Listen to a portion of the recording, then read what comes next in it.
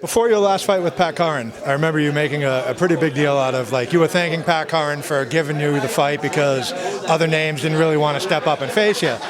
Now this is your chance. If you run through this tournament, you can get every last one of those big names all in a row. Do you feel like this is the opportunity you've been waiting for? Kind of, and not really. Yes, because there's 7 zeros I'm after in this. You know, there's 6 in that $1 million, which is that ultimate prize. But for me, being 14-0, I have a lot on the line. You know, 14-0 doesn't really mean anything to me. Everything at this point means nothing. And I know it's kind of like, what do you mean? Meaning those 14 fights don't mean anything. Pitbull being the champ means nothing. He's 0-0 to me. Pat Curran, everyone in the tournament is 0-0. It's whoever comes out 4-0. Whoever comes out 4-0 with 7 zeros. 6 at that $1 million check and 1 at the end of their record. And I don't think anyone's coming out with that at the end of their record besides me. So I got a big task ahead. I've been preparing for it. I've been ready. Pat showed me I was ready for a champ.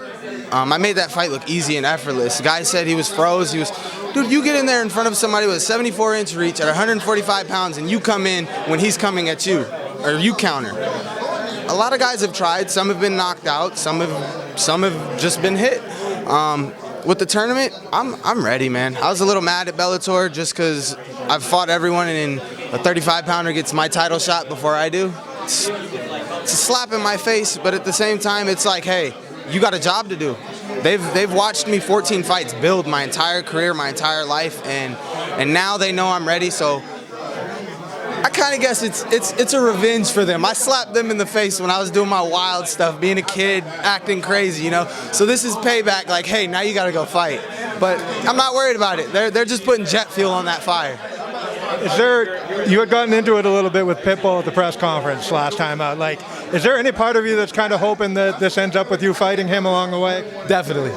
I mean, it's not that it's a personal thing. It is personal because he has something that belongs to me, and that's that 145-pound belt. And actually, there's a couple things, but first, the 45-pound belt. He takes it personal. He's had that belt since I signed to Bellator. That's 14 fights.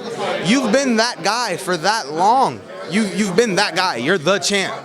Me, coming from where I've came from, doing the things I've done, grinding the way I've grinded, I know I'm a champ. I know I'm one of the best athletes the sport has ever seen. That's why I'm 14-0. That's why I'm going to stay undefeated. But he has something that belongs to me. So it's nothing personal, but I need my belt. Do you feel like your wrestling background plays into, does it help you in this tournament at all in terms of preparation? The wrestling background, I'm trying to throw these hands. I'm a wrestler, but I'm trying to kick somebody in the face, elbow them, kick. You know, I want to give the fans what they want. This is the fight game. This is MMA, but at the same time, it's entertainment. You know, it's a supply and demand. You give the fans what they want. They give the organization what you want, and the organization gives you what you want. So I would say I have it, but I'm not going to utilize those skills unless I need to. So your opponent, with Georgie here, he is someone who he's been doing this for a long time. He's, you know, kind of a gamer. Maybe, I don't want to say like surprised to be in this tournament, but he probably sees this as his big opportunity. Like, are you guarding against kind of like slipping or, you know, not taking him too seriously, anything like that? No, there's $1 million on the line.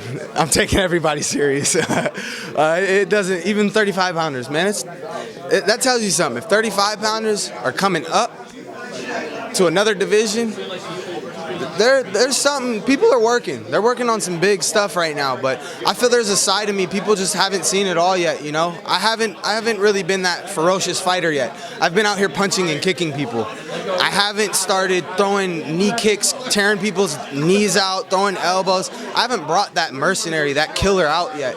But for 7 zeros, I think I'm gonna do it. Now you keep mentioning those zeros. Any thoughts on what you do with the $1 million when you get that check? Invest, man. Invest so I don't have to fight for the rest of my life.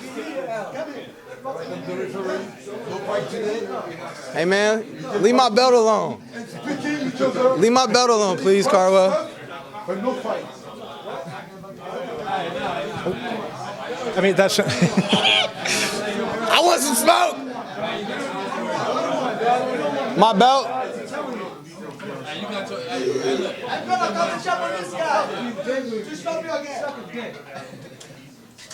Fucking meatball. You a fucking potato. That was great. Yeah, I know. Hey, can I have my belt? Can I have my belt? I want my belt. Come and get it. You fighting 35 pounders. Stop acting like you want to fight me. You fighting 35 pounders. You don't want no smoke. I mean, you know, it's just Let's go. Come here. What's up? Bro, I tear this whole place up. Bruh. We good. We good, homie.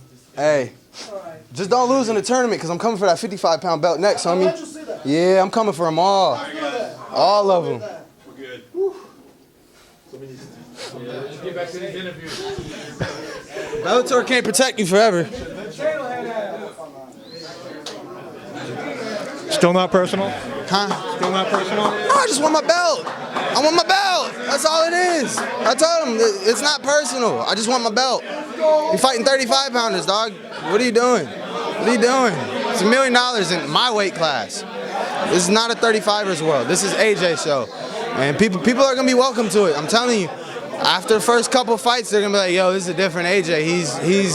He's aggressive, he's mean, and he's calm, he's patient, and he's hurting people. I've been hurting people and like leaving room for error. I'm not letting anyone in. No one's gonna get close to me. Me. Only me. He knows I'm crazy. He had to choke me out one day. You're gonna fight?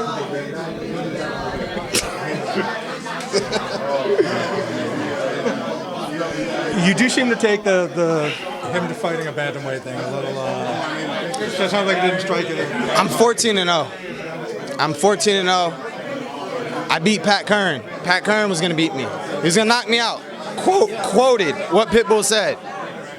You notice he ain't got nothing to say about anybody else. He asked me, what do I want? You know what the fuck I want. Stop asking me what I want. I want my belt, dude. It's not hard. Like, he's fighting, like, I could see he's fighting Cardwell. That's an ex-champ that's coming up or something. He's fighting Juan. Juan's good. Don't get me wrong. Nothing against Juan. I've known Juan for years. Great wrestling, great brawler. But it's gonna be a different world. I'm telling you. This is my world and my playpen. But my playpen's gonna turn into a hell pin for the rest of these 45ers. So before that all happened, I was asking you what you were going to do with the $1 million when they got there. What were you saying? Invest so I don't have to deal with wild animals like this all the time. I'm a very calm person. I'm very to myself. I like to just chill out, play video games, eat, and that's about it. Walk on the beach.